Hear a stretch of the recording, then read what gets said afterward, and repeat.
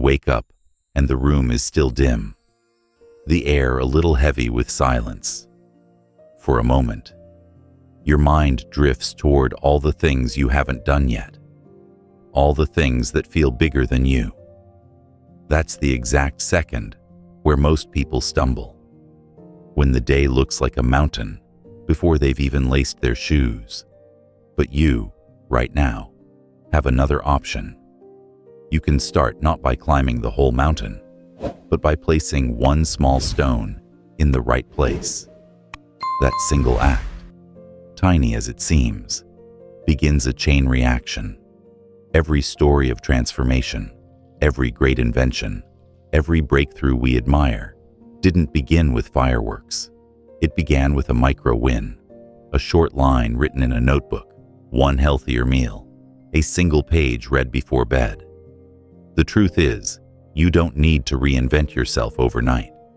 You need to prove to yourself, in the present tense, that you can take one small, controllable action. That is the seed of lasting change. Think of your daily life like a canvas stretched wide and blank across the frame. The temptation is to paint the entire masterpiece in one evening. You imagine how beautiful it could be, and then feel overwhelmed by the blankness staring back at you. But real art doesn't work that way. The brush meets the canvas one stroke at a time, and over days, weeks, and months, the strokes blend into something magnificent. Your life works in the exact same rhythm. Here's the cheeky reality check. You've been tricked by the world into believing transformation should feel dramatic. Advertisements scream, overnight results. Social media shows you highlight reels of people supposedly turning their lives around instantly. But the reality you live in is much quieter and much slower. And that's not a weakness. It's the strength of true growth. When you accept that your best progress comes one small, repeatable step at a time, you release the pressure to be perfect.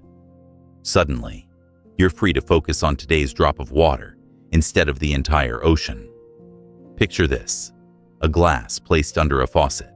A single drip lands, insignificant on its own. Another drip follows, and another. Minutes, hours, days pass. Eventually, that glass fills to the brim and spills over. It looks like magic, but you know the truth. It was simply consistent drops that refused to stop. That's the essence of a micro-win. Your first task, then, is deceptively simple. Identify one small action you can take today that tilts you forward. Not a massive overhaul, not a revolution, but a micro-win. It could be 5 minutes of reading, 1 glass of water before coffee, writing down tomorrow's priorities on a sticky note. What matters is not the size of the action, but the signal it sends to your brain. You are someone who moves forward. When you experience that first micro-win, something fascinating happens in your psychology. Your brain releases a little dopamine hit, a burst of satisfaction. It's like your inner wiring whispering, "Yes, more of this." That reward loop is the beginning of momentum, and momentum is more valuable than motivation. Motivation is a spark. Momentum is a rolling wheel that keeps going long after the spark is gone. Now let's deepen the metaphor. Imagine you are planting a seed. The soil doesn't shift dramatically in one day. You water it, and nothing seems to happen. Days later, maybe a fragile green shoot pushes through. Weeks later, leaves. Months later, roots deep enough to anchor the plant in storms. Your habits and micro-wins grow the same way. Invisible at first, unimpressive in the early stages, but unstoppable once the roots take hold. And here's the challenge you face: impatience. You will crave big results fast, and when you don't see them, you'll want to quit. This is the trap. You tell yourself, "What's the point of one tiny win? It's too small to matter." But that voice is lying. The small action is the point. It's training your identity. Each micro win whispers to your subconscious, I am capable. I keep promises to myself. I follow through. Over time, this identity compounds into confidence. Confidence grows into bigger action. Bigger action reshapes your destiny. You've probably experienced this without naming it. Maybe you once committed to a small fitness routine, 10 push-ups a day. At first, it felt like nothing, but after a few weeks, your arms were stronger, your discipline sharper, or you set aside 10 minutes a night to tidy your room. Suddenly, your mornings felt calmer, your thoughts clearer. These aren't random coincidences. They are proof that micro wins matter. Let's explore why this works from a different angle. Large goals often trigger your brain's defense mechanisms. You think about losing 50 pounds, writing a book, saving for retirement, and your nervous system screams, impossible. Stress hormones rise, and procrastination follows. But when you shrink the challenge into a micro win, your brain relaxes. The stress disappears because the task is small enough to feel safe. You bypass resistance. That's the secret door. Here's an experiment you can try right now. Take one task you've been avoiding. Break it into the smallest possible action. If it's writing, commit to one messy sentence. If it's fitness, put on your shoes and walk for 2 minutes. If it's learning, read half a page, then stop. Celebrate. That's it. Notice how the heaviness lifts, how you feel a spark of progress. This is the power you've overlooked. Of course, a single micro win alone won't transform you, but repeated daily, it becomes a habit, and habits, stacked like bricks, build the cathedral of your future. Each one seems ordinary, but together, they form something extraordinary. The trick is consistency, showing up every day, even when it feels trivial. There will be days when you don't want to bother. Days when you're tired, stressed, or distracted. Those are the most important days, because when you follow through anyway, you reinforce a stronger story about yourself. You are not controlled by moods or circumstances. You are guided by choice. That is real freedom. Now, let's pause and talk about what happens when you stumble. Because you will. You'll skip a day, maybe 2. You'll feel the old guilt creeping in. Here's your new rule. Never miss twice. Missing once is human. Missing twice creates a pattern. As long as you get back up the next day, you protect your momentum. Think of it like tripping while jogging. You don't lie on the pavement forever. You dust off and keep running. Celebrate each micro win, even if it seems silly. A check mark on your calendar, a little fist pump, a whispered yes. These rituals signal to your brain that the action mattered. And when your brain believes it mattered, it stores the memory more deeply. Over time, the celebration itself becomes fuel. Your life, as it unfolds, is not measured by one colossal victory, but by the daily proof that you are steering forward. The morning you drink water instead of soda.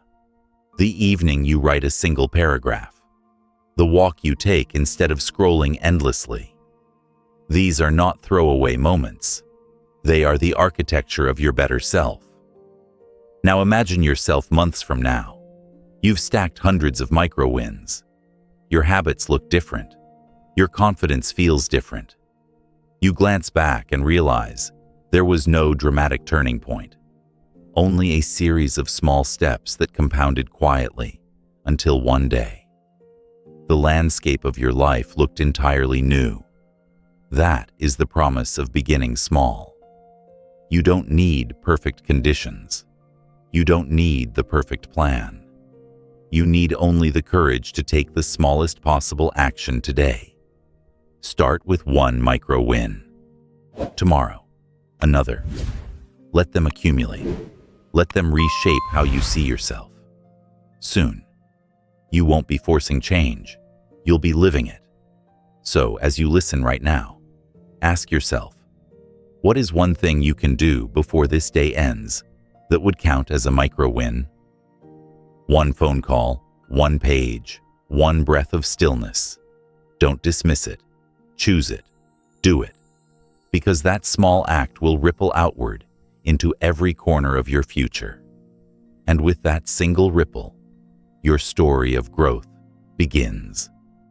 You carry that first micro win with you, like a spark in your pocket. A reminder that the day doesn't have to be dominated by pressure or perfection. Yet even with small victories, stacking, something deeper shapes the direction of your journey, your thoughts. What you say to yourself in quiet moments is far more powerful than what anyone else could whisper or shout. Your inner dialogue is the architect of your reality, and if it's left untended, it becomes a garden overrun with weeds. But if you take ownership, you can replant it with seeds of possibility. Consider the mind as fertile soil. Every sentence you repeat internally is a seed dropped into the ground. I can't do this grows into hesitation. I always fail grows into avoidance. But so does I'm learning every day and I can handle challenges. Over time, the soil doesn't choose for you. You choose the seeds. When you change the pattern of your words, you change the pattern of your growth. The challenge is that most people run on autopilot. Decades of conditioning, criticisms, offhand remarks, and early experiences create grooves in your brain. You might not even notice when a limiting belief sneaks in, because it sounds like your own voice. I'll never be fit. I'm not good with money. I'm just not a leader. These aren't facts. They're old scripts written by fear, by comparison, by moments of embarrassment. And unless you challenge them, they keep looping day after day, like background static. Here's the paradox. You're not stuck with those scripts. Neuroscience shows your brain is plastic, constantly rewiring itself based on experience. Every time you interrupt a negative loop and replace it with a constructive one, you're literally carving a new pathway in your mind. Think of it as rerouting traffic. Old roads may be full of potholes, but you're building smoother highways with every positive affirmation, every reframed thought. Take an example. You're about to speak up in a meeting, but your old thought says, if I say something wrong, I'll look foolish. That's a weed. Instead, you catch it mid-sentence and replant with, speaking up is how I grow. Even if I stumble, I'm improving. Instantly, your shoulders loosen, your confidence nudges upward. One thought doesn't guarantee success, but repeated consistently, it shapes your identity. Eventually, you no longer see yourself as timid. You see yourself as someone who has a voice. Here's a practical tool, the thought audit. Once a day, pause for 2 minutes and write down the top 3 thoughts you've been repeating. Be honest. Don't filter. Look at the list.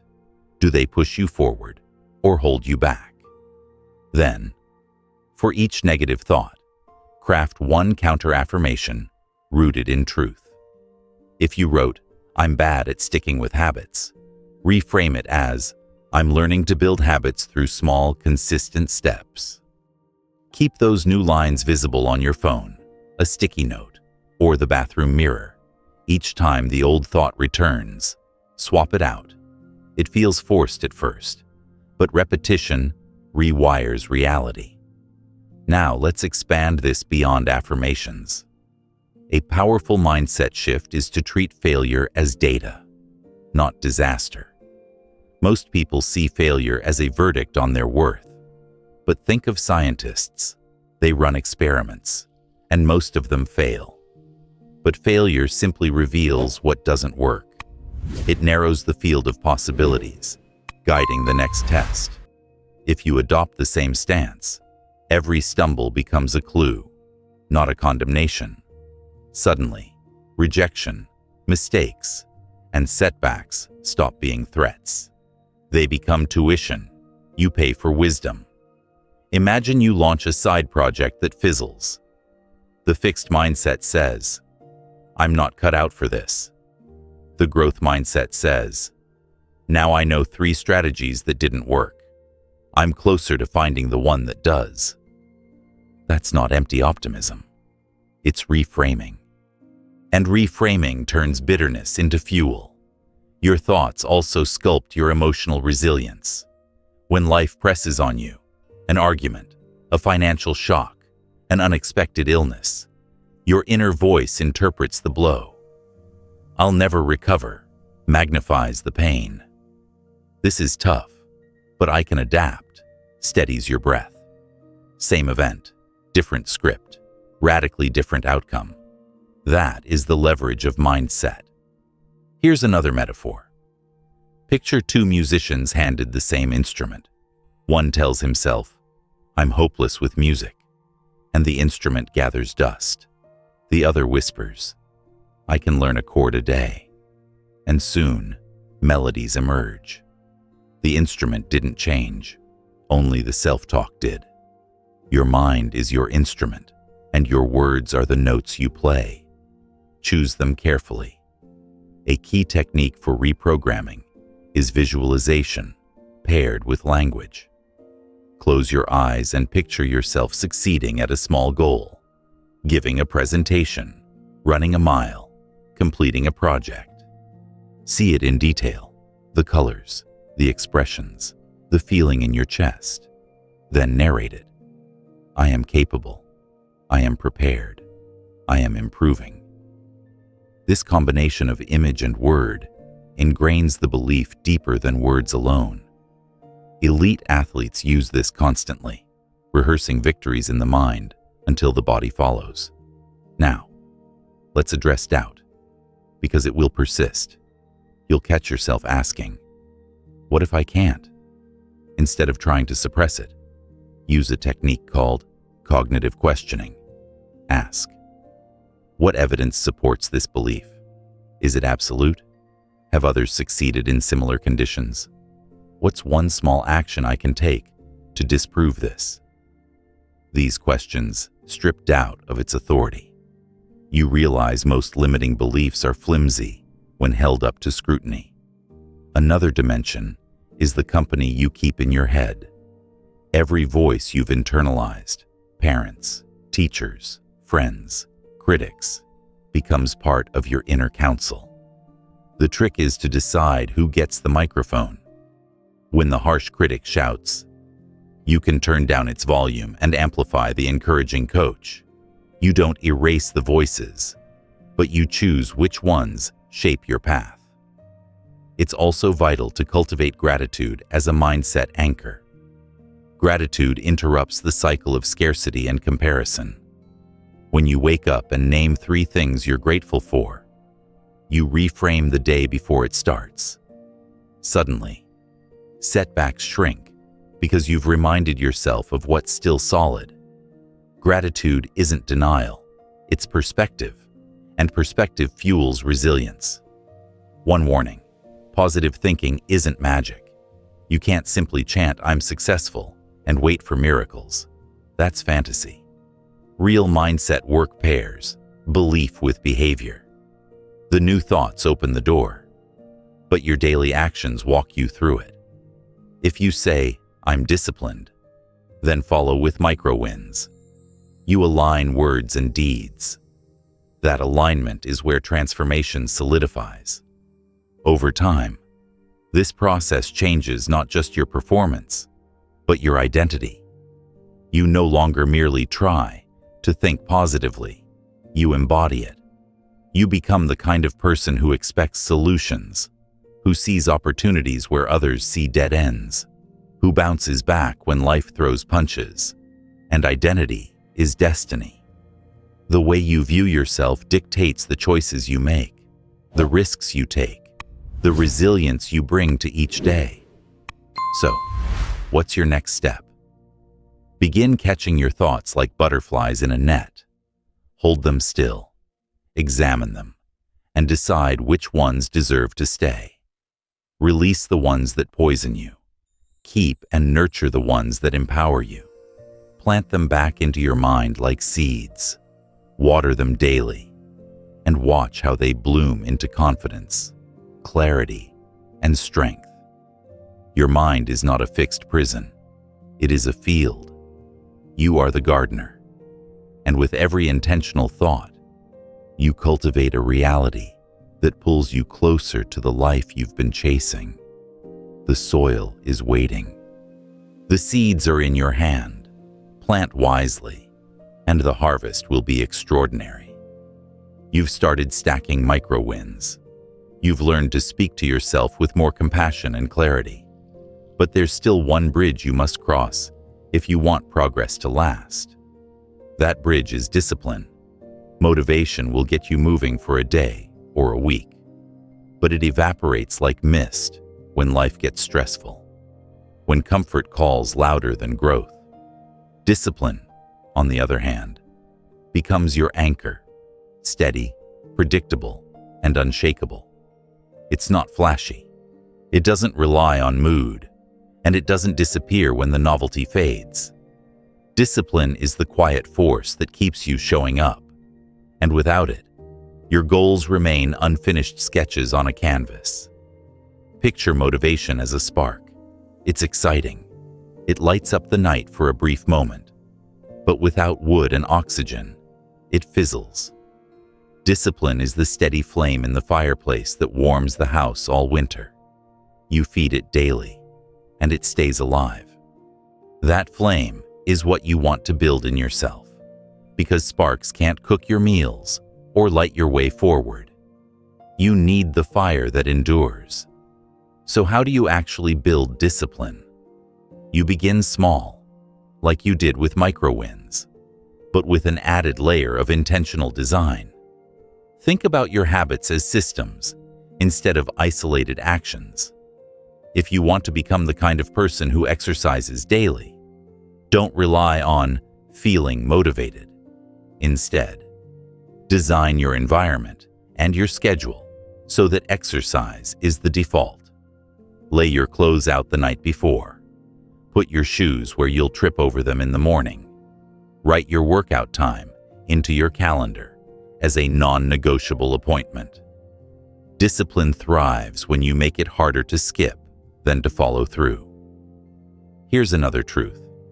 Discipline is like a muscle. The more you use it, the stronger it gets. At first, holding yourself to a new standard feels heavy. You resist, you negotiate, you bargain with yourself.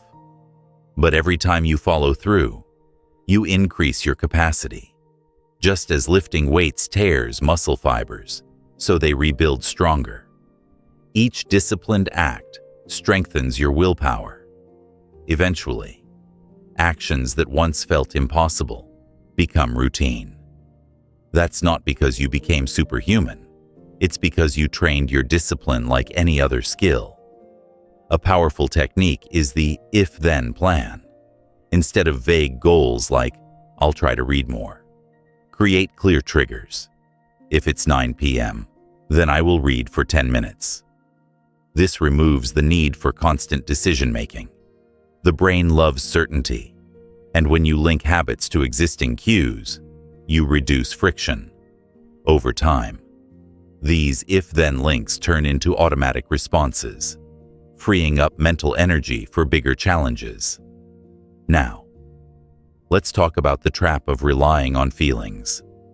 There will be mornings when you don't feel like working, evenings when you don't feel like preparing food, nights when you don't feel like turning off your phone. If you let feelings dictate actions, you'll drift. Discipline means choosing based on commitments, not emotions. Feelings are weather, unpredictable, temporary, shifting. Commitments are the climate, steady, long-term, defining? Which one do you want steering your life? Of course, discipline doesn't mean rigidity. You're not a machine. You'll stumble. You'll miss a workout, break a streak, or sleep through an alarm. The key is what happens next. A disciplined person doesn't spiral into shame. They adjust quickly. They apply the never twice rule. You can miss once, but not 2 times in a row. That bounce back is where discipline shows its strength. Anyone can be perfect on their best day. True discipline is revealed on your worst days, when you get up again, despite failure. Here's a metaphor that might stick. Imagine you're sculpting a statue from a block of stone. Each day you pick up the chisel. Some days you chip away a lot. Other days you barely make a mark. Sometimes the stone resists and you feel clumsy, but the statue only appears if you keep striking consistently. Stop for too long, and the stone remains rough forever. Discipline is the daily chisel stroke that eventually reveals the masterpiece. You might be wondering, how do I actually stay disciplined when temptation is everywhere? One strategy is temptation bundling, pairing something you need to do with something you enjoy. For example, only allow yourself to listen to your favorite podcast while exercising, or enjoy your best coffee only when working on your hardest task. This conditions your brain to look forward to the disciplined action rather than dreading it. It's not about self-punishment. It's about making discipline rewarding. Another approach is accountability. Tell a friend, share your goals, or track your progress publicly.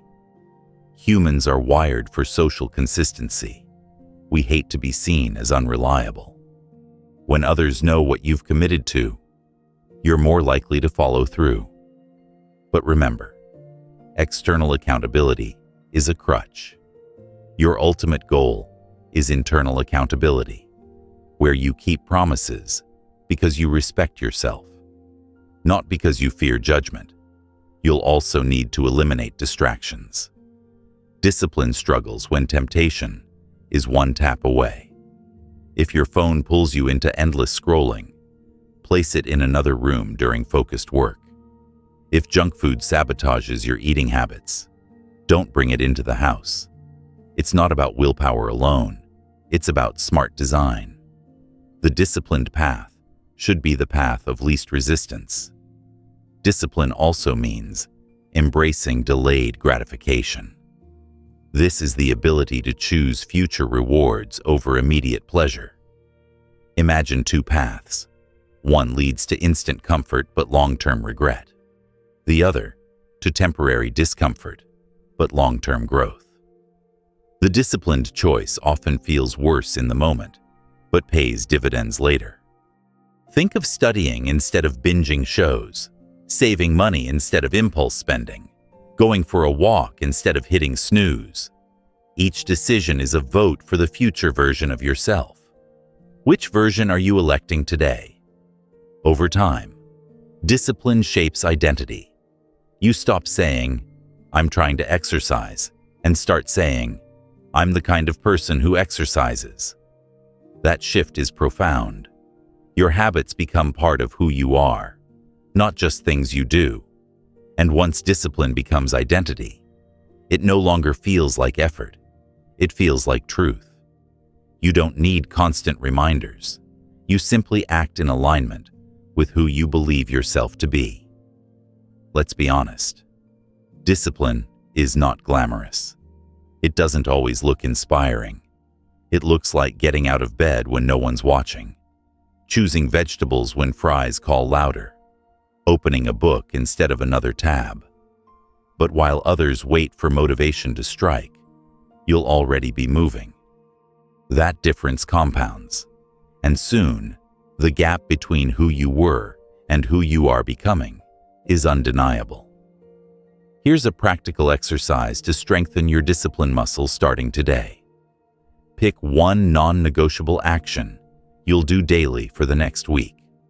Keep it small but meaningful. 5 minutes of stretching. Journaling 1 sentence. Reviewing your goals before bed. Do it no matter what, even when traveling, tired, or busy. Track each completion with a check mark. At the end of the week, reflect not on the size of the action, but on the pride of keeping your word. That pride will fuel the next level. When you look back months from now, you'll realize discipline didn't just change your routines, it changed your self-image.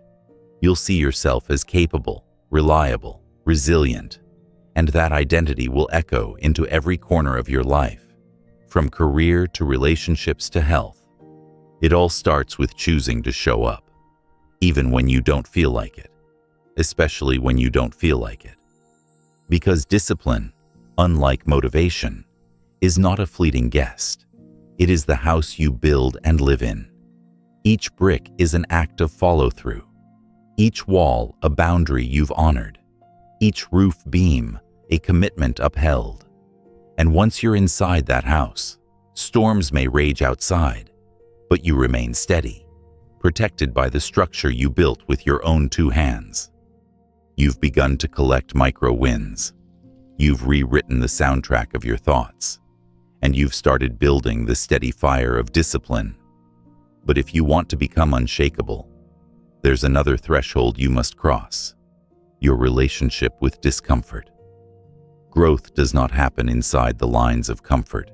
It waits just beyond the edges, where things feel awkward, uncertain, or even painful. The people you admire most are not those who had an easy path. They are the ones who leaned into the weight of discomfort and used it as fuel. Think of the body in the gym. Muscles do not grow when you lift weights that feel effortless. They grow when you push them beyond their normal capacity, tearing the fibers so they can rebuild stronger. The mind functions in the same way. Every challenge, every rejection, every setback tears at your mental fibers. If you meet that discomfort with avoidance, you stay the same. But if you embrace it, you come back tougher, more resilient, more prepared for the next challenge. Your natural instinct, of course, is to avoid pain. Your nervous system screams at you to seek safety, to stay where things feel familiar. But that instinct, left unchallenged, becomes a prison. Safe turns into stagnant, comfortable turns into stuck. To unlock the next level of yourself, you must make peace with the truth that discomfort is not your enemy. It is your training partner. Start with reframing failure. Instead of seeing it as proof of your inadequacy, see it as a data point. A failed business idea is feedback about the market. A broken relationship teaches you about communication and boundaries. A lost game teaches you where to practice harder. Failure is not final. It is a teacher. When you view it this way, you stop shrinking from mistakes and start collecting lessons. Another way to embrace discomfort is to deliberately dose yourself with small challenges every day. Call it resilience training. Wake up a little earlier than you want to. Take a cold shower. Have the difficult conversation you've been avoiding. Try the workout that intimidates you. These daily doses teach your nervous system that discomfort is survivable. Each time you face it, your tolerance expands. You stop flinching at stress. You begin to welcome it. Here's a metaphor. Imagine a tree planted in a greenhouse, sheltered from wind and rain. It grows quickly but shallowly. Its roots spread wide but not deep, because they've never had to anchor against storms. The moment it's transplanted outside, a strong gust can topple it. Now imagine a tree that grows on a hill, where the wind howls daily. It bends, it strains, but it digs roots deep into the soil to hold itself steady. When storms rage, it endures. You are that tree. Without the winds of discomfort, your roots stay shallow. With them, you become unshakable. Practical strategy. Start tracking your discomfort reps. At the end of each day, write down one moment when you chose growth over ease.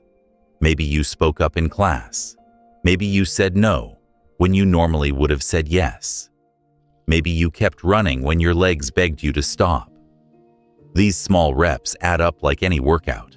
Over weeks and months, you'll notice a striking change.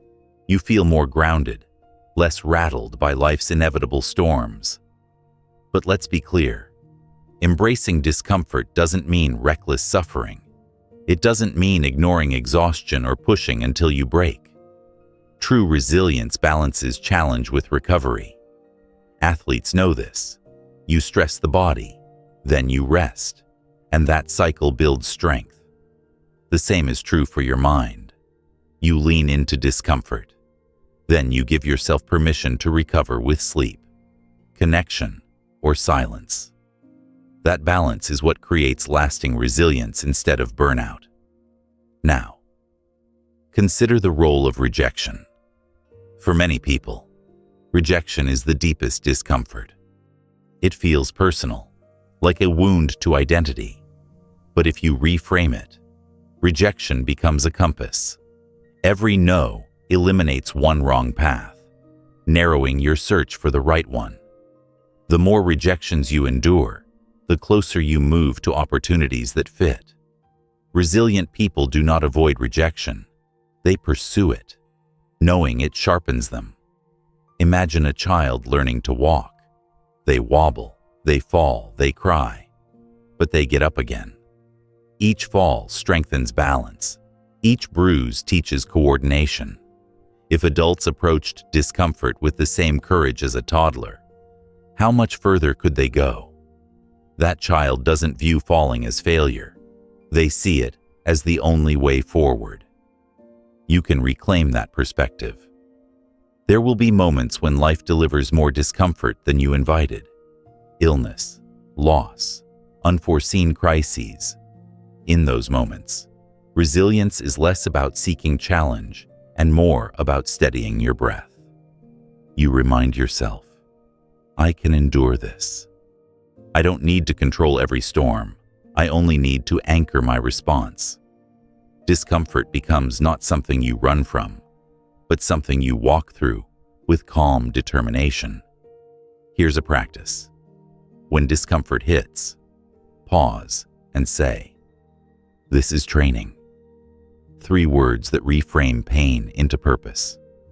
Missed a deadline? This is training. Argument with a friend? This is training. Nervous before a speech? This is training. You stop seeing discomfort as punishment and start seeing it as preparation. That subtle shift makes the unbearable bearable. Over time, discomfort ceases to scare you. It becomes familiar, even welcome. While others cling to safety, you step into uncertainty.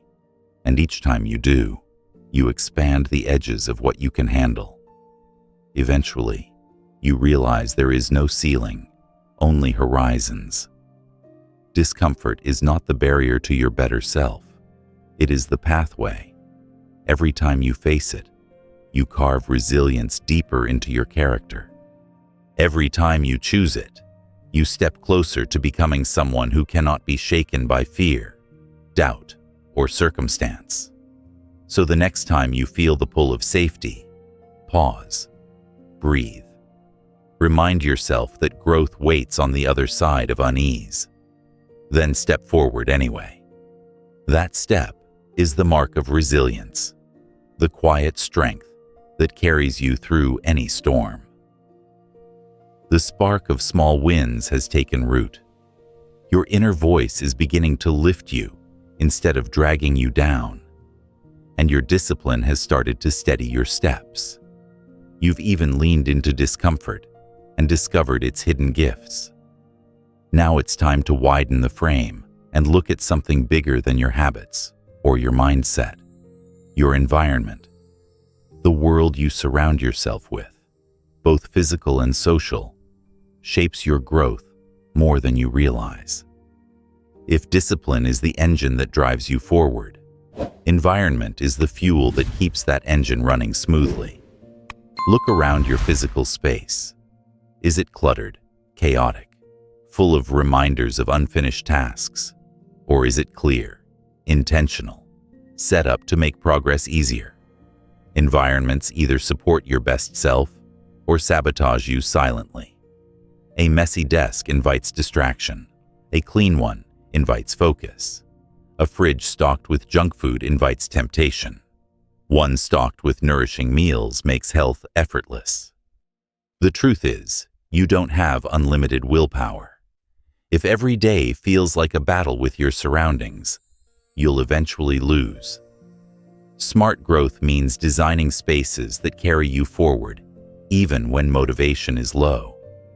Imagine walking into two different rooms. In the first, clothes spill over chairs, papers scatter across the table, your phone buzzes endlessly with notifications. In the second, the desk is clear, a single notebook waits. Soft light fills the room, and your phone sits out of sight. Which room makes it easier to focus, to breathe, to begin? That difference is not about who you are. It's about where you are. And that realization gives you power. You don't have to fight your environment. You can re-engineer it to align with your goals. Start small. Clear one surface. Create a dedicated spot where you work, study, or create. Put the tools you need in arm's reach. Remove distractions from that space. This isn't just tidying. It's a signal to your brain that this place has a purpose. Over time, your mind begins to associate the environment with focus. So simply entering it primes you for productivity. But environment is not only physical, it's also social.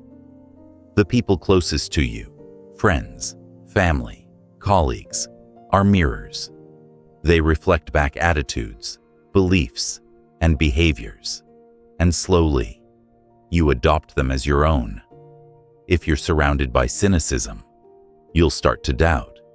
If you're surrounded by energy and ambition, you'll start to rise.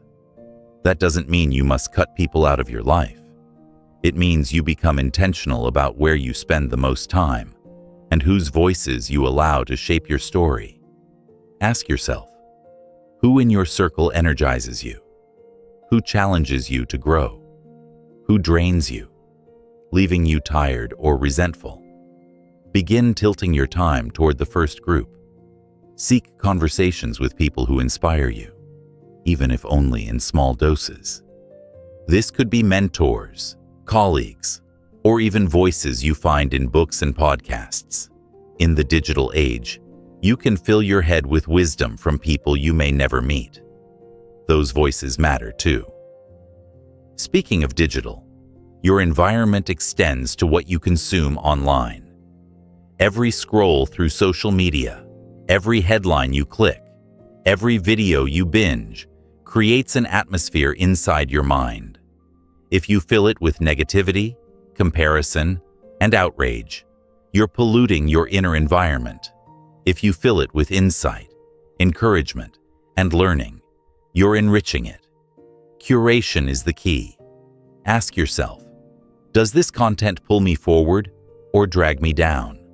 Then edit ruthlessly. Follow fewer accounts but better ones. Subscribe to fewer channels but deeper ones. The quality of your mental diet matters as much as the quality of your physical diet.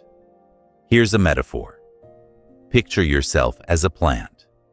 You might be genetically wired for growth, but place a strong seed in the wrong soil, and it withers. Place the same seed in rich soil with sunlight and water, and it flourishes. You are that seed. Your environment is your soil. The choice of soil determines whether your potential blossoms or withers. Practical exercise. Do an environment audit. Spend a day noticing how different spaces and people make you feel. Jot quick notes: energized, drained, focused, distracted. At the end of the day, patterns emerge. Then, take one small step to improve each area. Declutter one drawer. Set boundaries with one draining person. Follow one uplifting voice online. Add one plant or piece of art to your workspace. These tiny shifts compound, creating an environment that whispers encouragement instead of resistance. There's also the energy you bring into environments. It's not only about what surrounds you, it's about what you contribute. If you carry negativity into every space, you reinforce negativity around you. If you carry gratitude, optimism, and openness, you lift the space itself. This is especially true in relationships. When you show up with kindness, curiosity, and encouragement, others respond in kind, creating a cycle that supports everyone involved. One overlooked factor is rituals. Environments become more powerful when paired with consistent rituals. Lighting a candle before you journal, playing soft music when you cook, taking 3 deep breaths before you start work. These small anchors link your space with intentional energy. Over time, they become cues that tell your brain, it's time to focus, or it's time to rest. That conditioning transforms ordinary spaces into supportive ones. Now, think globally. You might not control every detail of your environment. You can't always choose your coworkers, your family members, or your neighborhood. But you can control your corner. You can control your room, your desk, your feed, your rituals. And by consistently shaping those corners, you begin to shift the larger picture. You discover that even in chaotic surroundings, you can carve out sanctuaries of growth. Ultimately, the goal is alignment. When your environment reflects your values and aspirations, growth feels natural. When it contradicts them, growth feels like swimming upstream. The difference is not willpower, but alignment. Imagine walking into a kitchen where healthy food is already prepared, effortless. Imagine logging into a computer where distracting apps are hidden, effortless. Imagine spending an evening with friends who cheer your goals instead of mocking them, effortless. That's what happens when you align your environment with your future self. So take a look around right now. Notice the spaces, the people, the inputs. Ask yourself, is this environment pulling me closer to the person I want to be, or pushing me away? Then commit to one change today. Clean one space, edit one input, strengthen one connection. That single choice is a lever. And when you keep pulling it, your entire life tilts in a new direction. Because in the end, success is not built only on what you do, it's also built on where you stand, who surrounds you, and what fills your head and heart. Design those factors with care, and your environment will become not a barrier, but a bridge. You've cleaned up your spaces, adjusted your social circle, and curated your inputs. With those external levers in place, it's time to look inward again, at the resource that often matters more than hours on the clock. People talk endlessly about managing time, but the deeper truth is this: time means nothing if your energy is gone. 2 hours of sharp, fully charged focus will beat 10 hours of half asleep, distracted effort. Your progress in life depends less on the number of hours you squeeze in and more on how you manage the ebb and flow of your energy. Think of yourself as a battery. Every action, every thought, every encounter either charges or drains you. Too often, people treat themselves like machines, forcing output regardless of charge. They scrape through days on fumes, surviving on caffeine or adrenaline, then wonder why they burn out or lose motivation. But here's the secret. Energy is renewable if you manage it intentionally. That's the shift that transforms productivity from exhausting to sustainable. Start with awareness. Notice when you feel most alive and alert. Some people wake up buzzing with energy. Others hit their stride in the afternoon. Pay attention to your personal rhythm. These peaks are golden hours, the time to tackle your most demanding work. Instead of wasting them on email or errands, guard them for deep focus, creative projects, or strategic thinking. Then, when your energy dips, fill that time with lighter tasks like organizing, responding, or resting. Matching tasks to energy, instead of forcing energy into tasks, multiplies your results without adding hours.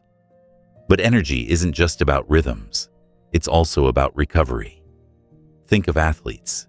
They train hard, but they also schedule rest, nutrition, and sleep. Without recovery, muscles tear and performance crashes. Your mind works the same way. Push without rest, and you're running toward burnout. Build recovery into your routine, and you can sustain high performance for decades. Rest is not a luxury. It's part of the discipline. Begin with sleep, the foundation of energy. A consistent sleep schedule resets your body like nothing else. 7 to 9 hours. Same bedtime and wake time, even on weekends. Create a pre-sleep ritual that signals to your brain it's time to power down. Dim lights, put screens away, maybe read or journal. Protect this ritual as fiercely as you would an important meeting, because without it, every other energy strategy crumbles. Nutrition is another pillar. Food is fuel, not filler. Processed sugar and heavy junk food may give quick bursts, but crash your energy soon after. Choose whole foods, vegetables, lean proteins, healthy fats, slow-burning carbs. Think of meals as investments in how you'll feel 2 hours later. That salad isn't just for health. It's for sharpness at 3 p.m.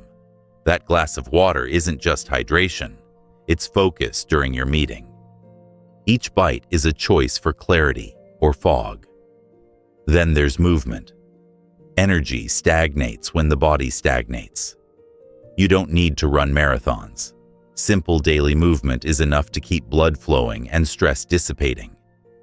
10 minutes of stretching, a brisk walk, a set of push-ups in your living room. These micro movements flush fatigue and reset your mood. Think of them as mini recharges sprinkled through your day. Equally important is emotional energy. Certain people, conversations, or digital inputs either drain or energize you. Keep a simple log for a week. After each activity, rate your energy from 3, drained, to +3, charged. Notice the patterns. Then, do more of what lifts you and less of what depletes you. It sounds obvious, but many people ignore these signals and wonder why they're exhausted. Protect your energy as if it were money. You wouldn't spend recklessly, so don't give it away freely. One overlooked factor is attention. Every notification, every context switch costs energy. Even small distractions fragment your focus and leave you tired. Discipline here means setting boundaries, turning off alerts, batching tasks, working in sprints.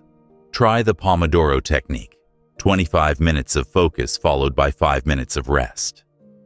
These cycles harness attention while giving your brain recovery breaks. Over time, you'll feel less drained and more accomplished. Stress is another silent thief. Constant tension keeps your nervous system on high alert, burning energy even when you're sitting still. To counter it, practice quick reset rituals, deep breathing for 60 seconds, journaling out your worries, stepping outside for fresh air. These aren't luxuries, they're repairs, keeping your system from overheating. Now, imagine energy like a portfolio. You invest in different areas: physical, sleep, food, movement, emotional, relationships, mindset, mental, focus, learning, spiritual, meaning, gratitude. If one account is overdrawn, your whole portfolio suffers. Sustainable growth means tending to each account regularly. A rich career means little if your health collapses. A busy schedule is worthless if your relationships wither. Balance doesn't mean equal time for all. It means enough deposits in each account so nothing drags you down. Here's a practical exercise. Design your energy map. Draw a circle divided into 4 quadrants: physical, emotional, mental, spiritual. Write down what drains you in each and what replenishes you.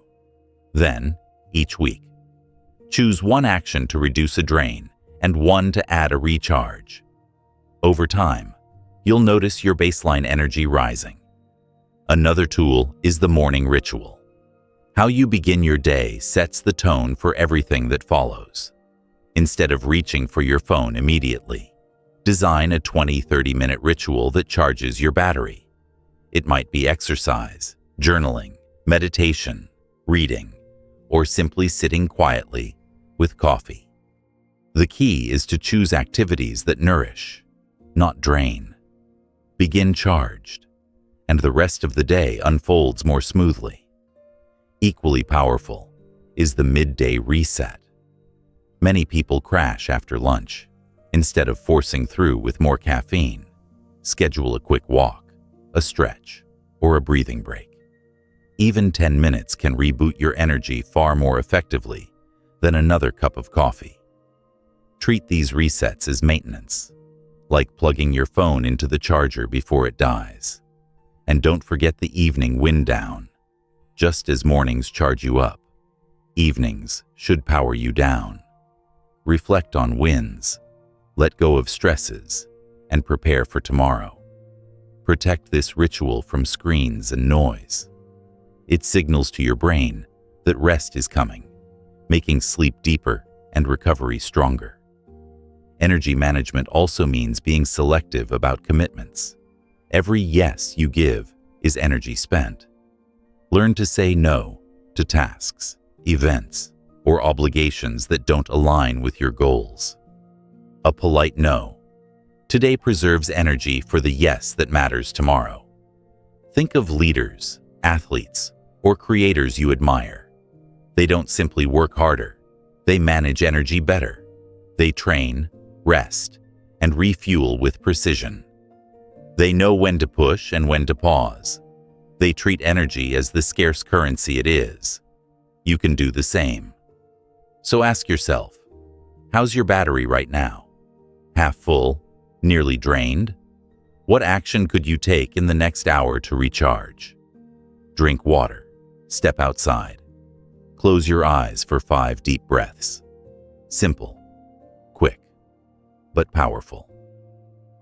Energy management is not about overhauling your life in one day.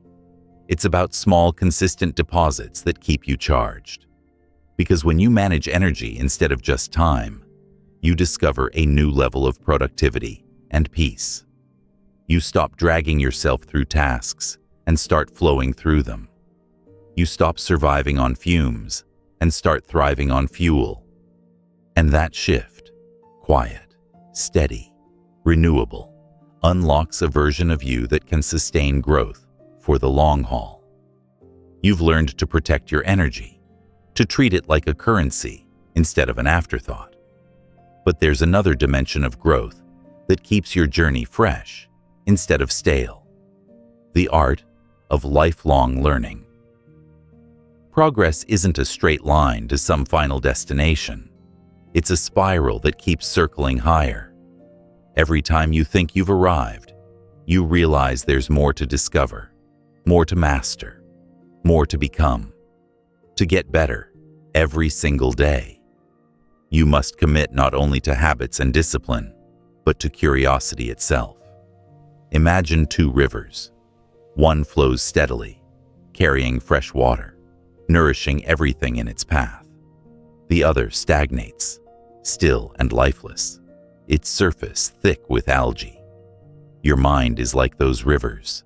Without the inflow of new ideas, new skills, new perspectives, it stagnates. But when you keep learning, you stay alive, adaptable, and vibrant. Lifelong learning doesn't mean burying yourself in textbooks. It means cultivating the mindset of a student in every season of life. You approach each situation asking, "What can I learn here?" Failures, successes, conflicts, even boredom, all carry lessons. The question is whether you're listening. Start with reading. Books are time machines. They let you absorb decades of someone else's experience in a matter of hours. A biography hands you the hard-earned wisdom of a life already lived. A novel opens doors to empathy and imagination. A practical guide offers strategies you can apply today. You don't need to read for hours. 15 minutes a day adds up to nearly 100 books in a decade. 100 new perspectives, 100 new tools, 100 opportunities to evolve. But don't stop at books. In a digital world, learning is everywhere.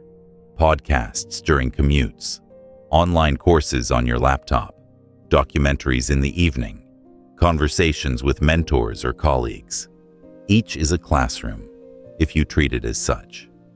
The trick is to choose intentionally. Don't just consume for entertainment, consume for growth.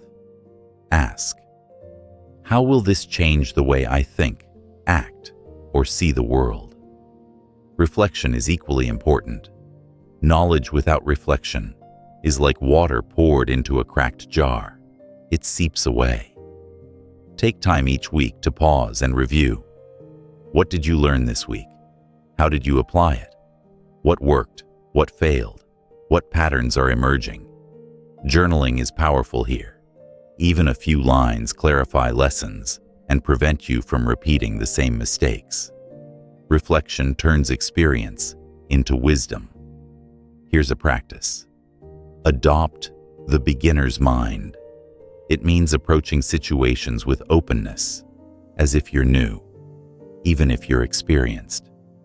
Experts often stop learning because they assume they know. Beginners ask questions. Beginners notice details.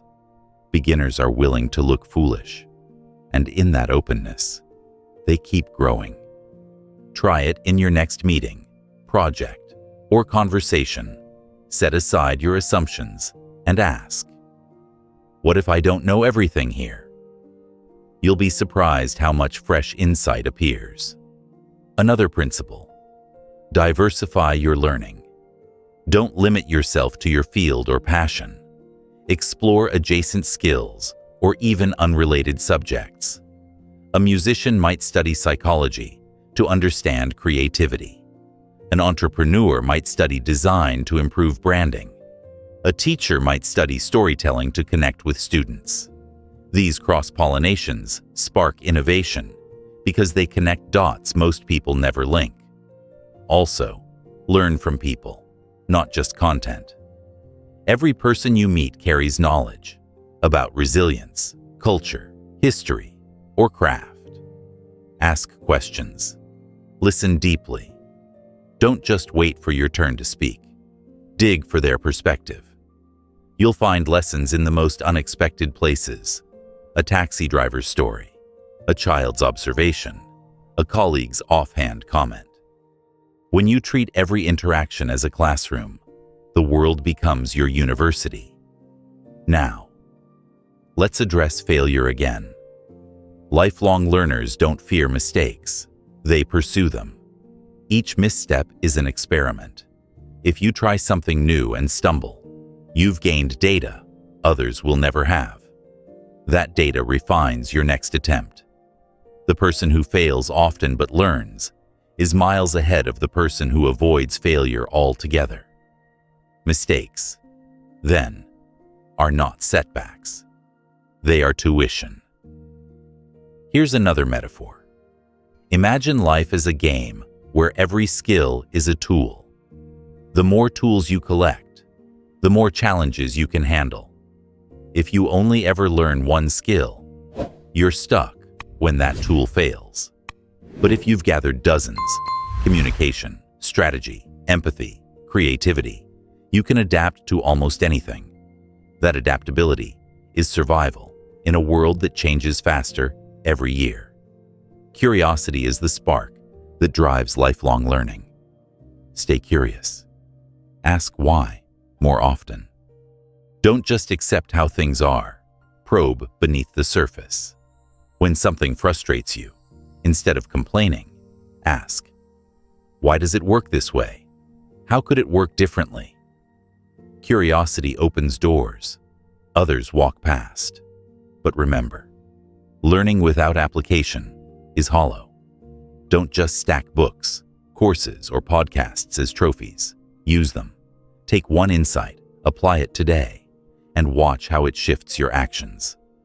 A single applied idea is worth more than 1,000 untouched notes. Practical exercise. At the end of each day, write down one thing you learned and how you applied it. Small or big. It doesn't matter. Over a year, you'll have 365 lessons cataloged. Imagine the compound effect of that discipline. Finally, lifelong learning keeps you humble. The moment you think you've mastered everything is the moment you start declining. Growth requires admitting there's always more to know. That humility doesn't weaken you, it strengthens you. It makes you approachable, adaptable, and resilient. So stay open, keep reading, listening, asking, reflecting. Stay curious, stay humble, and keep applying. Because learning is not a phase of life, it is the pulse of life itself. And as long as you remain a student of the world, you will never stop evolving into a better version of yourself. You've discovered the steady rhythm of learning, the joy of collecting insights and weaving them into your days. But if learning fuels the mind, consistency is the force that turns scattered sparks into an unstoppable fire. Progress isn't made in dramatic bursts. It's made in the quiet, repeated actions that accumulate over time. Think of consistency as the drumbeat beneath the music of your growth. Without it, even the best intentions lose their rhythm. With it, even the smallest actions become symphonies of change. Consistency is the ingredient people underestimate the most. They chase novelty, jumping from one program to the next, one resolution to another. They get excited for a week, then slip back into old habits, wondering why results never stick. The truth is, lasting transformation rarely looks glamorous in the moment. It looks like brushing your teeth, unremarkable, repetitive, yet powerful when compounded over years. You don't notice each brushing session, but you notice the smile it preserves. Imagine a sculptor chiseling marble. The first strike does almost nothing. The second barely scratches the surface. Strike after strike, progress seems invisible. Then one day, the figure begins to emerge, lines appear, and a masterpiece takes shape. That's what consistency feels like.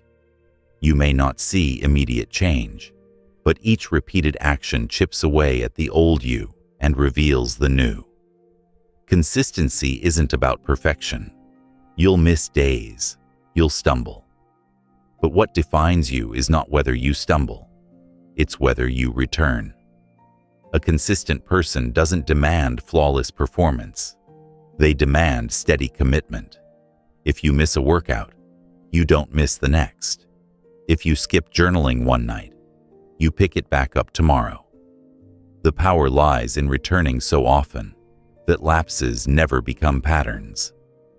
Here's a shift that helps. Instead of measuring success by intensity, measure it by frequency. It doesn't matter if you meditate for 30 minutes once a week. What matters is 5 minutes daily. It doesn't matter if you run 10 miles one day. What matters is 1 mile every morning. The body, the mind, the soul, all respond better to regular rhythms than occasional explosions. Consistency builds trust with yourself. Every time you follow through, you prove to your subconscious that your word matters. You become someone you can rely on. That trust is priceless. It turns goals from fragile hopes into sturdy commitments. And when you trust yourself, you no longer depend on motivation to act. Action becomes automatic, identity-driven. Tracking helps. A simple calendar where you mark each day you complete your habit creates visible proof of consistency. Over time, those marks become a chain you don't want to break. This is the psychology behind streaks. It turns consistency into a game. And games are easier to stick with than vague goals. But beware the trap of all or nothing. Consistency is not about doing everything perfectly. It's about doing something, even on your worst days. Maybe you can't do your full workout. Do 2 push-ups. Maybe you can't write a chapter. Write 1 sentence. Shrink the action until it's too small to skip. That way, the habit survives and the chain remains unbroken. Small counts. Always. Consistency also requires patience. Results take time, and impatience kills habits faster than failure. Think of planting bamboo. For years, nothing seems to happen above ground. But underground, roots spread deep and wide. Then, almost overnight, the bamboo shoots skyward, growing feet in days. Your habits are like that bamboo. For months, you may see little change, but underground, identity, resilience, and momentum are forming. When the breakthrough comes, it will look sudden, but it will be years in the making. Another practical key is to link habits together. If you want to add a new behavior, attach it to one you already do. After brushing your teeth, meditate for 2 minutes. After making coffee, review your goals. After lunch, take a walk. These anchors make consistency easier because they ride the momentum of existing routines. Think of consistency as compound interest for your life. One deposit seems small, almost meaningless. But over time, deposits multiply. Interest grows. The balance becomes massive. The same is true for daily actions. 1 push-up is small. 1,000 over months reshapes your body. 1 minute of gratitude feels tiny. Years of gratitude reshape your mind. Here's a practical challenge. Pick 1 habit you want to lock in. Define the smallest possible version of it. Commit to doing it daily for 30 days. Track it. Celebrate each completion. Don't demand perfect results. Demand steady effort. At the end of 30 days, notice how natural it feels, how much easier it is to continue than to quit. That's the gift of consistency. It turns effort into autopilot. Of course, consistency faces enemies: boredom, distraction, setbacks. To combat boredom, remind yourself why you started. To combat distraction, simplify your environment. To combat setbacks, shorten your memory. Forget the stumble. Focus on the next step. Consistency isn't about never facing obstacles. It's about refusing to let them stop you for long. The reward of consistency is momentum. Each action fuels the next. Each small win builds confidence. Eventually, you reach a tipping point where habits feel less like effort and more like identity. You stop saying, "I'm trying," and start saying, "I do."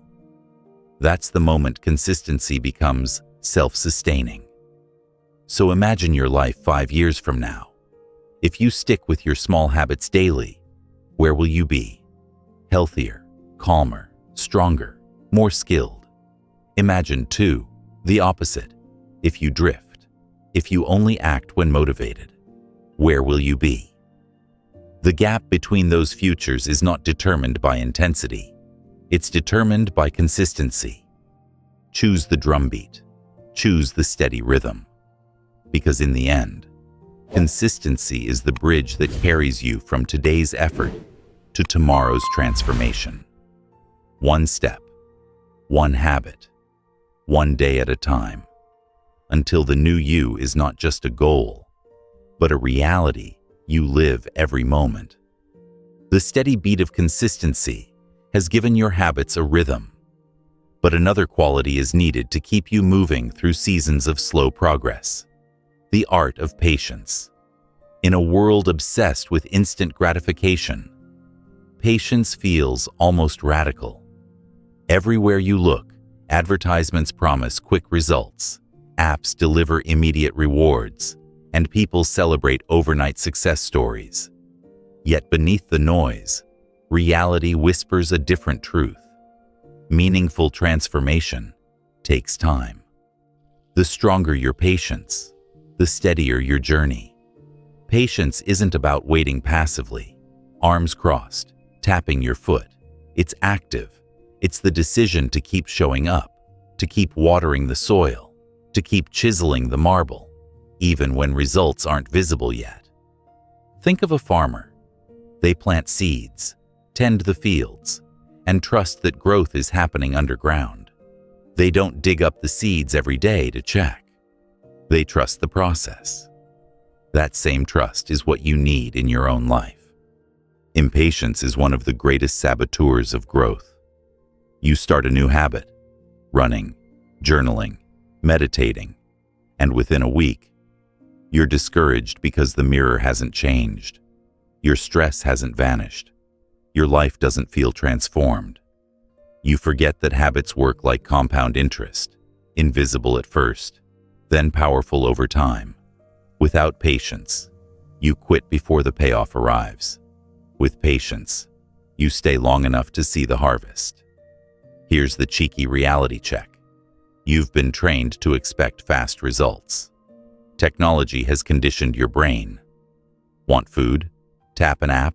Want validation? Post a picture. Want distraction? Swipe your feed. But personal growth doesn't run on the same timeline. You can't microwave resilience or download discipline. Patience is the bridge between effort and outcome. Consider bamboo again. For years, it appears nothing is happening. Then suddenly, it rockets upward. If you lacked patience, you'd give up, assuming the plant was dead. But with patience, you trust the unseen work of the roots. Your habits are no different. Trust the invisible. Another metaphor. Think of sculptors working with clay. They don't slam it into shape in minutes. They press, turn, mold, adjust, slowly, carefully. Each move is subtle, but over time, the form emerges. Your life is clay, and patience is the hand that shapes it. Practical strategy. Reframe timelines. Instead of asking, "How quickly will I see results?" ask, "How long can I sustain this?" That question shifts focus from urgency to endurance. You stop looking for shortcuts and start looking for systems. A runner training for a marathon doesn't obsess over how fast they improve in a week. They plan for months, knowing endurance builds slowly. That's how you must approach your goals. Another practice is celebrating micro-progress. Patience doesn't mean ignoring progress. It means appreciating small steps. Maybe you haven't written a book, but you've written 3 pages. Maybe you haven't lost all the weight, but your stamina is better. Maybe you haven't mastered meditation, but you can breathe calmly for 2 minutes. These signs are proof of growth. They deserve recognition. Celebrating them fuels your patience by reminding you that movement, however slow, is still movement. Patience also means resisting comparison. Nothing drains patience faster than measuring yourself against others. Their timeline isn't yours. Their roots grew in different soil, with different challenges. When you compare, You set unrealistic expectations and get frustrated. Instead, compare yourself only to your past self. Ask, am I even a fraction better than yesterday? If the answer is yes, that's progress worth trusting.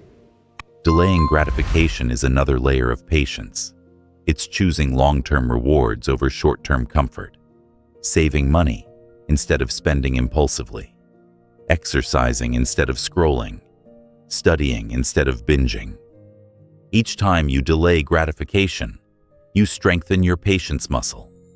You remind yourself that future you is worth sacrificing for. Here's an exercise. Create a patience log. Write down one area where you're tempted to rush. Then, next to it, write the smallest sign of progress you've noticed. Review this weekly. Over time, you'll see that growth was happening all along. It just wasn't loud enough to impress you in the moment. Patience doesn't mean ignoring urgency when it matters. Deadlines exist, opportunities pass. But even in urgency, patience plays a role. It keeps you calm under pressure, reminding you not to panic, not to cut corners that hurt long-term growth. Patience balances action with perspective. Think of great athletes, entrepreneurs, or artists. They didn't bloom overnight. They worked for years, sometimes decades, before recognition came. The applause may look sudden, but it was built on countless quiet days of practice. Your story will be the same. The question is whether you'll persist long enough to see it unfold. Patience is also self-directed. You must learn to be patient with yourself. You'll stumble, repeat mistakes, take detours. That's part of the process. Beating yourself up only slows recovery. Patience says, I am still learning. I am still growing. I will not quit just because I'm not perfect yet. That kindness keeps you in the game. Here's a ritual you can try. When you feel restless about progress, stop and breathe. Whisper to yourself. Trust the process. Repeat it until the impatience eases. That mantra acts as a reminder that slow is not failure. It's the pace of real transformation. Ultimately, patience is what separates those who dabble from those who master. Dabblers quit when progress is slow. Masters endure, and that endurance is what allows breakthroughs to emerge. So today, when you feel tempted to rush results, to demand instant payoff, pause. Remind yourself that true growth is not a sprint, but a long walk with steady steps. Trust that each step matters. Trust that the harvest will come. Because when patience becomes your companion, you no longer fear the wait. You use it as proof that you're building something worth waiting for. You've practiced patience, holding steady when progress feels slow. But there's another element that keeps your journey human and sustainable: self-compassion. Without it, you risk turning growth into a punishment, a relentless chase where you are never enough. With it, you unlock a gentler strength, one that allows you to recover faster, to persist longer, and to grow deeper. Self-compassion doesn't weaken discipline, it fortifies it, because you can't keep walking if you're busy kicking yourself every time you stumble. Think of the voice you use when speaking to a close friend who just failed. You'd comfort them, remind them of their worth, encourage them to try again. Now compare that to the voice you often use with yourself. Harsh, critical, unforgiving. You demand perfection, then condemn yourself when you fall short. The irony is that self-criticism doesn't actually improve performance. It drains energy and motivation. Self-compassion, however, restores both. Picture your journey as climbing a mountain. There will be slips and scrapes. Without self-compassion, every slip feels like proof you're not a climber. With self-compassion, the slip is just part of the terrain. You tend the bruise, adjust your grip, and keep moving. The climb continues because you haven't abandoned yourself. Self-compassion begins with acceptance. Acceptance doesn't mean resignation. It means acknowledging reality without judgment. I skipped my workout today. Period. Not I'm lazy or I'll never get fit. Just the fact. From acceptance, you can choose the next step. Without acceptance, you spiral into shame, which paralyzes action. Another practice is forgiveness. Mistakes are inevitable, but many people carry them like heavy backpacks, weighed down by guilt and regret. Forgiveness is setting that backpack down. You don't erase the past. You learn from it, then release the weight.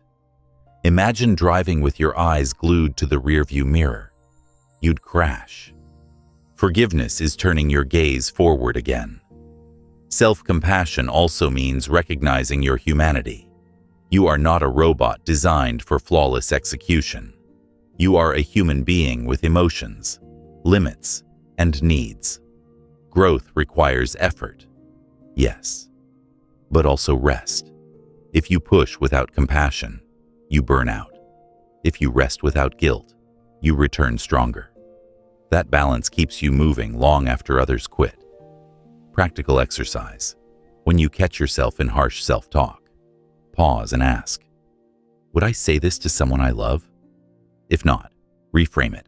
Instead of, I'm terrible at this, try, I'm learning this, and learning takes time. Instead of, I failed again, try, I stumbled, but I'm still on the path. These shifts aren't empty slogans. They change your inner climate. Here's another metaphor. Imagine a plant growing in your care. If it wilts, you don't yell at it or call it worthless. You check the soil, water it, move it into sunlight. You nurture it. That's compassion. And when you nurture yourself in the same way, growth resumes naturally. Rest is also a form of self-compassion. Many people treat rest as indulgence, something to feel guilty about. But rest is fuel. Without it, your progress slows to a crawl. Self-compassion says, I've worked hard. My body and mind deserve recovery. That rest doesn't steal time. It multiplies it by renewing your capacity to act. Another layer is embracing imperfection. Perfection is an illusion that breeds frustration. Progress, not perfection, is the true measure. Self-compassion reminds you that growth is messy, full of detours and retries. When you accept imperfection as part of the process, you remove the shame that makes people quit too soon. Consider this practice. At the end of each day, write down one moment you're proud of, one mistake you forgive, and one intention for tomorrow. This simple ritual balances accountability with compassion. It teaches you to celebrate wins, release guilt, and reset daily. Over time, it rewires your self-image from harsh critic to supportive coach. Self-compassion doesn't mean lowering standards. It means supporting yourself while you strive. It's the difference between a coach who motivates and one who humiliates. Which coach would you perform better for? Exactly. Be that coach for yourself. And self-compassion extends outward. The kinder you are to yourself, the kinder you become to others. Harshness toward yourself often spills onto those around you. Compassion toward yourself creates empathy, patience, and warmth that enrich every relationship. In this way, self-compassion is not selfish, it's communal. Imagine living a life where setbacks don't derail you because you meet them with grace, where effort feels sustainable because you allow rest, where mistakes don't define you because you forgive quickly. That's the life self-compassion builds. It's not a life without struggle. It's a life where struggle doesn't shatter you. So the next time you stumble, pause. Place a hand on your chest. Take a breath. Remind yourself, I am human. I am learning. I am still moving forward. That small act is not weakness. It is resilience in its most gentle form. Because to become better every single day, you need not only discipline and grit, you need compassion to fuel the long journey. Be your own ally, not your own enemy. And you'll find that kindness, directed inward, becomes the quiet superpower that carries you to heights you never imagined.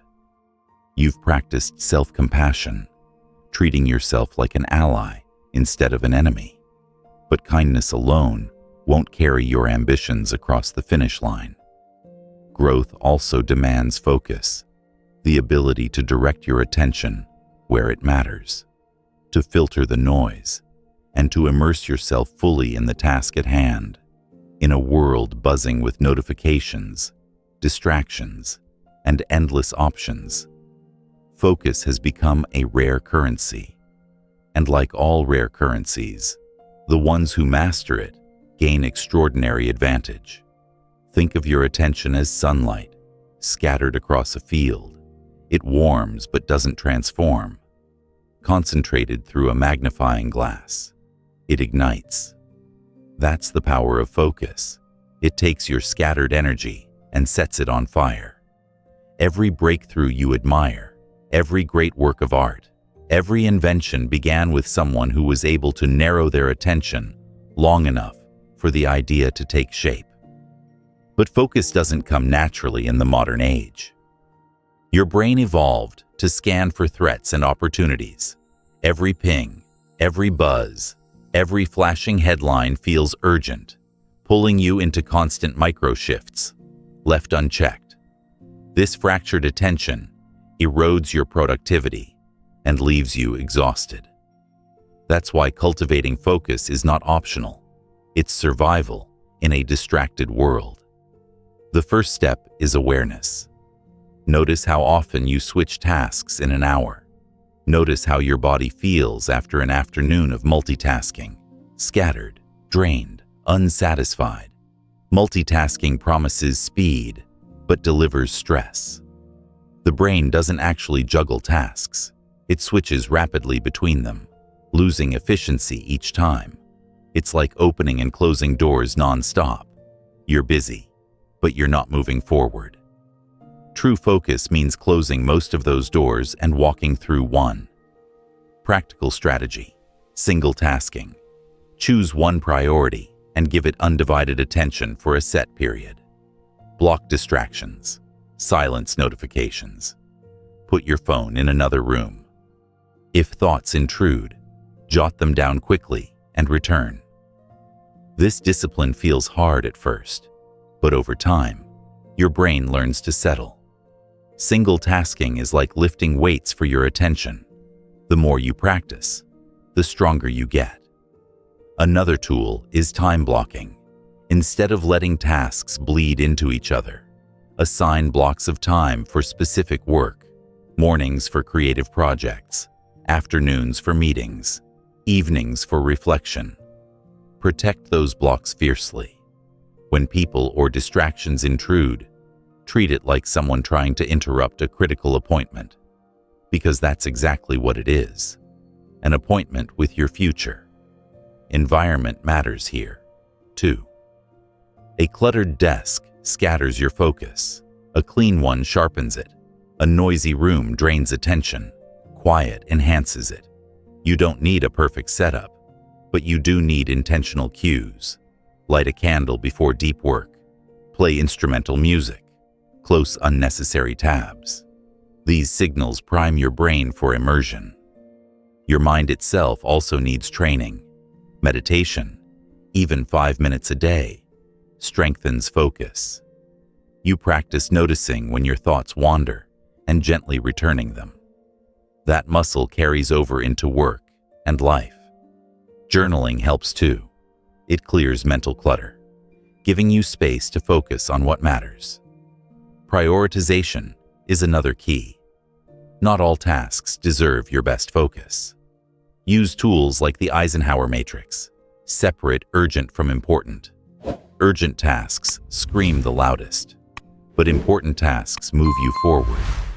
Choose wisely where to direct your precious attention. Focus also requires energy management.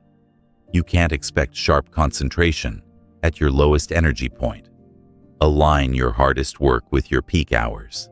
Take breaks before fatigue sets in. Like a sprinter pacing their intervals, you'll sustain focus longer by alternating effort with rest. Here's a metaphor. Imagine your attention as a river. Without boundaries, it floods, shallow and wide. With banks guiding it, it carves valleys, generates power, shapes landscapes. Focus is the act of building those banks, choosing where your river flows. Practical challenge. Tomorrow. Choose one task that truly matters. Block 90 minutes. Remove every distraction. Work deeply.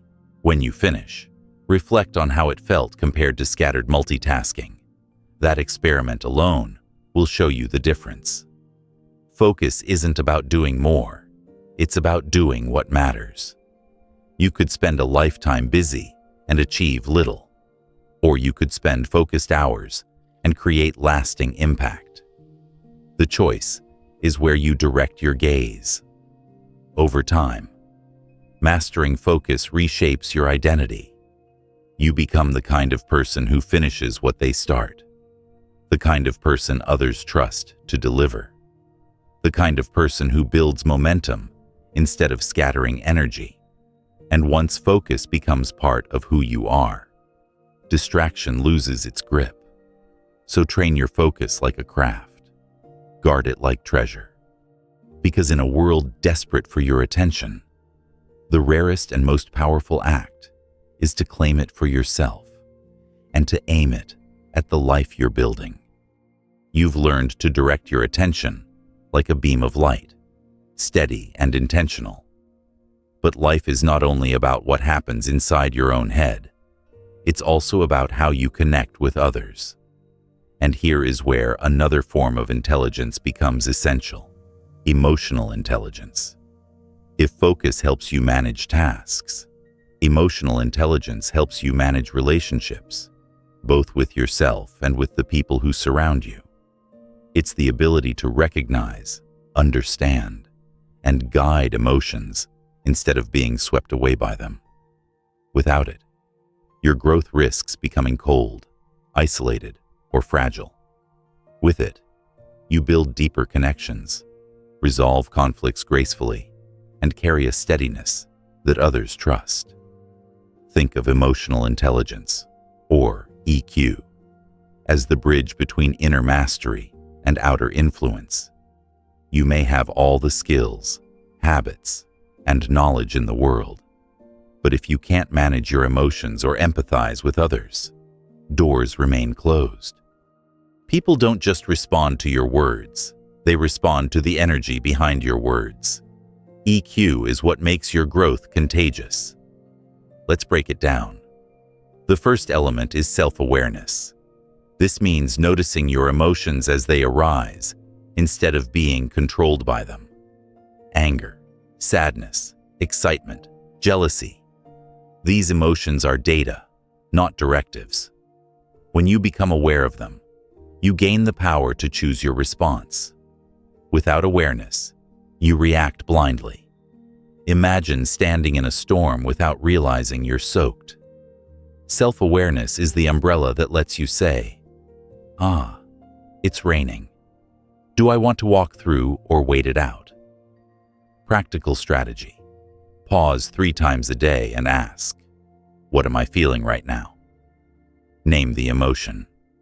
Research shows that labeling emotions reduces their intensity and increases your control. "I'm stressed" becomes, "I feel pressure." That subtle shift creates distance, and distance creates choice. The second element is self-regulation. Awareness alone is not enough.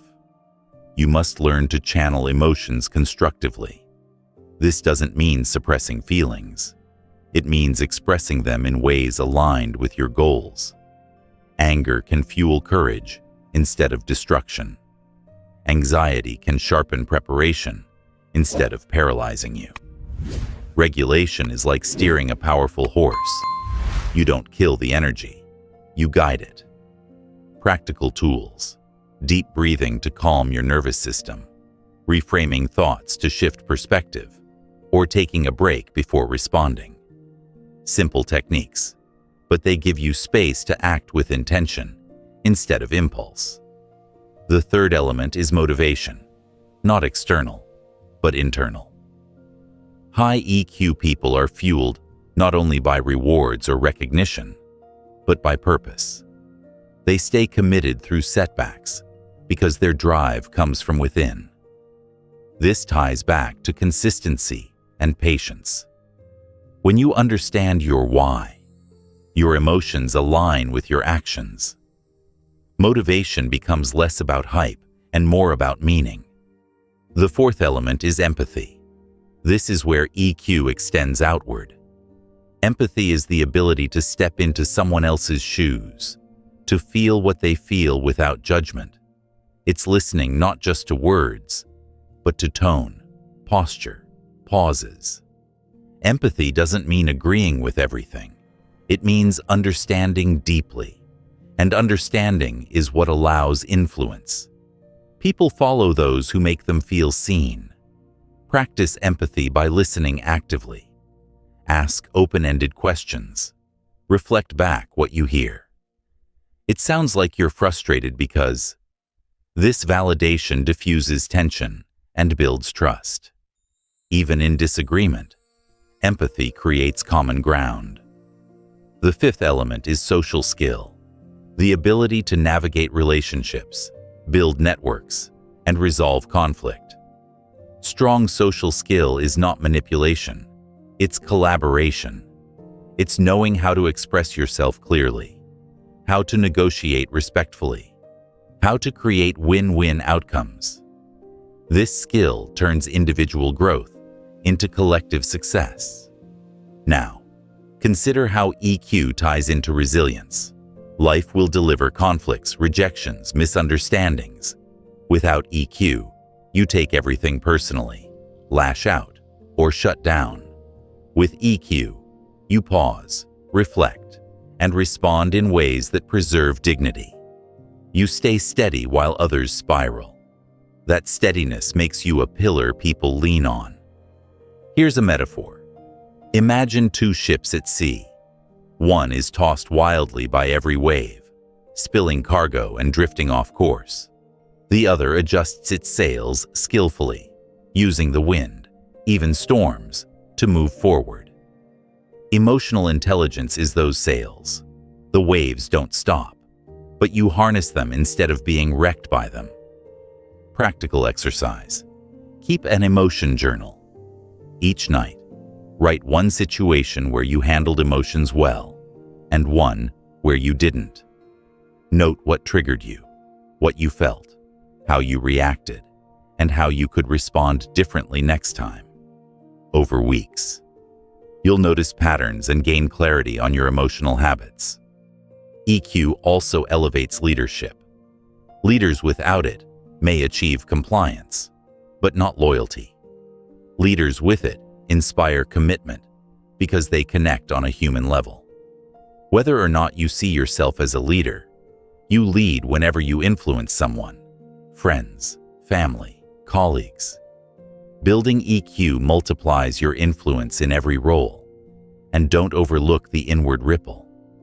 The more compassion and empathy you extend to others, the more balanced your own inner world becomes. Harshness breeds harshness. Empathy breeds empathy. When you strengthen EQ, you strengthen not just relationships, but your own peace of mind. So imagine this.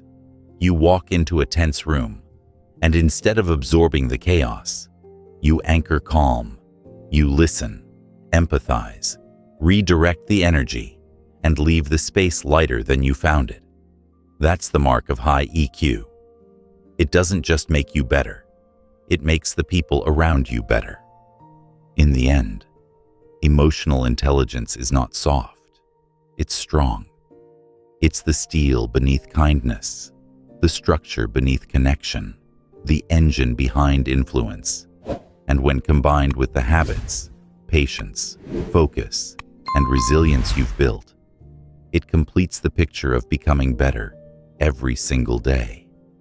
You've shaped discipline into routine, cultivated resilience in discomfort, elevated your environment, managed your energy, embraced lifelong learning, and strengthened your focus and emotional intelligence. All of these principles work beautifully on their own, but their real power emerges when you weave them together into a living system. Growth isn't a list of disconnected hacks. It's an ecosystem where each habit, mindset, and practice feeds the others. Integration is the final step, because true transformation is not about what you do once, but about who you become repeatedly. Think of it like building a symphony.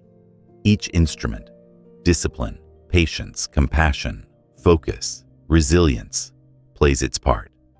On their own, they sound pleasant. But when they blend, when the timing syncs and the rhythm aligns, you get music that moves the soul. Your life works the same way.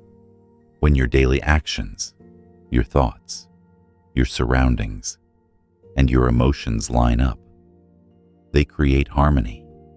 And in that harmony, growth feels natural instead of forced. Integration starts with identity. Instead of saying, "I'm trying to build habits," you say, "I am someone who grows daily." That subtle shift unites every principle under a single banner. Each micro win reinforces the identity.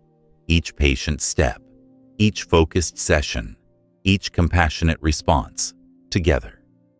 They shape a person who doesn't just do growth, but is growth. To sustain this identity, you need regular reflection. Weekly check-ins, where you review your actions and ask, did I act with consistency? Did I manage my energy wisely? Did I approach setbacks with resilience? Did I treat myself with compassion? These reflections are not judgment. They're recalibration. Like a pilot adjusting mid-flight, you keep yourself on course. Integration isn't about perfection. It's about staying aligned through small corrections. Another key is rhythm. Growth has seasons, times of intense focus and times of rest, times of expansion and times of consolidation. Integration means honoring those rhythms instead of forcing constant acceleration. Some weeks, learning may be at the forefront. Other weeks, rest and compassion take priority. When you view the process as a cycle rather than a sprint, you stop burning out and start building sustainably. Think of weaving a fabric. Threads alone are weak. Woven together, they can hold enormous weight. Each principle you've practiced is a thread. Integration is the weaving. Over time, the fabric becomes strong enough to carry your dreams, your relationships, your ambitions. Without weaving, threads snap. With weaving, they endure. Practical strategy. Create a daily integration ritual. It doesn't need to be long, 5 to 10 minutes. In the morning, set an intention that ties your principles together. For example, today, I'll focus on one micro win, manage my energy, and respond to stress with compassion. In the evening, reflect briefly. Where did I succeed? Where can I adjust? This daily loop keeps your ecosystem alive and responsive. Integration also means designing feedback loops. If you track your habits, you see consistency. If you share progress with a friend, you deepen accountability. If you celebrate small wins, you fuel motivation. Each loop reinforces the others, creating momentum that becomes hard to stop. Here's a metaphor. Imagine a garden. Each principle is a plant. Discipline is the sturdy oak, resilience the cactus, focus the sunflower, compassion the soft moss. Alone, they're fine. Together, they create an ecosystem that supports bees, birds, shade, and beauty. Integrated, they sustain life. Your growth is that garden. Nurture it as a whole, not just as parts. Another layer is adaptability. Integration doesn't mean rigidly repeating the same routines forever. It means holding the principles steady while adjusting the expressions. Maybe your exercise changes from running to yoga. Maybe your learning shifts from books to mentorship. The form adapts, but the principles stay constant. That adaptability ensures your system evolves with you instead of crumbling when life changes. Integration also spreads outward. When you embody these principles, others feel it. Your patience steadies your family. Your focus inspires your colleagues. Your compassion softens conflicts. Growth is no longer just for you. It becomes a gift to the people around you. That ripple effect is part of integration too, because becoming better every day is not only about building your own life, but about lifting the spaces you touch. Ultimately, integration transforms growth from a checklist into a lifestyle. You no longer ask, which principle should I apply today? You live them seamlessly. You no longer swing wildly between extremes. You flow. Growth stops being an effort and starts being your nature. And when it becomes your nature, you stop fearing regression. Even if you miss a habit, even if life knocks you off balance, the system pulls you back. The threads are woven, the music continues, the garden thrives. That's the gift of integration, a self-sustaining cycle that keeps you moving forward even when motivation fades or obstacles rise. So take a step back and see the whole picture. You've gathered the tools, practiced the habits, cultivated the mindset. Now, weave them together. Make them your way of being. Because the real secret to becoming better every single day is not a single action or idea. It's the harmony of all of them, working as one, guiding you steadily toward the person you are meant to become. You've walked through a long journey, one that began with a single micro-win and expanded into discipline, resilience, compassion, patience, focus, and emotional intelligence. Each principle stood on its own, but together they formed a system, a living rhythm that guides you toward becoming better every single day. Now, as the narration draws to a close, let's pause and breathe in the wider view. Growth is not a straight line. It's not a finish line you cross, or a destination you arrive at with fireworks and applause. Growth is a cycle, a spiral that keeps turning, each loop building on the last. Some days you surge forward, other days you crawl, and still others you may stumble backwards. But in every case, you are learning, adjusting, and continuing. The real transformation happens not in dramatic leaps, but in quiet, repeated choices. Choices you've been reminded of throughout this script. The themes echo like a heartbeat. Small steps, repeated with consistency, compounded over time. Patience when results feel distant.